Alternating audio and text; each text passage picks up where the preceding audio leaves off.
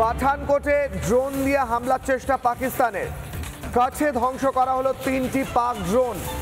পাঠানকোট এবং কাছ দুই জায়গাতে সংঘর্ষ বিরতি লঙ্ঘন এবং সেখানে ড্রোন দিয়ে হামলার চেষ্টা, ড্রোন দিয়ে সীমান্ত পার করার চেষ্টা।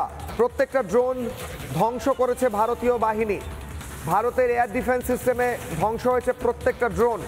প্রশ্ন উঠছে, যারা বিকেলবেলা হাতে পায়ে ধরে সংঘর্ষ বিরতি চাইল সেই পাকিস্তান, নির্লজ্জ পাকিস্তান আবারও কিভাবে সংঘর্ষ বিরতি লঙ্ঘন করছে, বিশ্বাসঘাতকতা করছে, সেটাই প্রশ্ন। ভারতও পাল্টা প্রত্যাঘাতের জন্য প্রস্তুত, এবং প্রত্যাঘাত যখন করবে ভারত, তখন পাকিস্তান টিকতে পারবে তো? প্রশ্ন।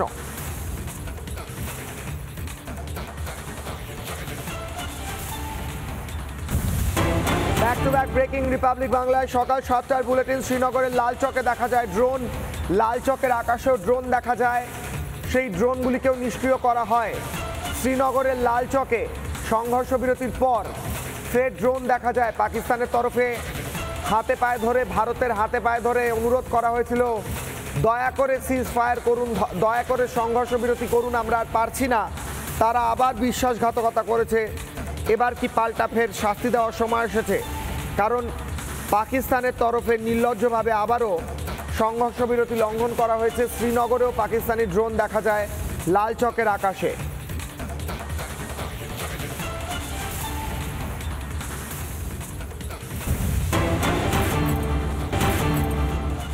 সীমান্তের বিভিন্ন জায়গায় সংঘর্ষ বিরতি লঙ্ঘন। পাকিস্তানের রাজস্থানের জয়সালমেরে সংঘর্ষ বিরতি লঙ্ঘন।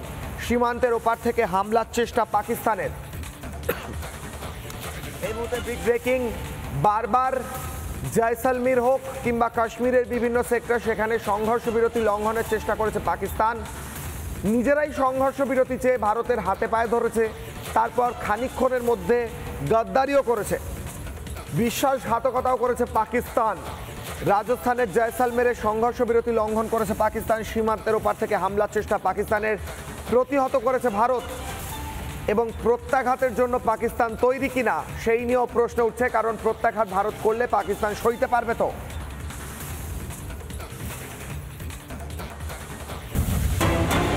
পাঠানকোটে ড্রোন।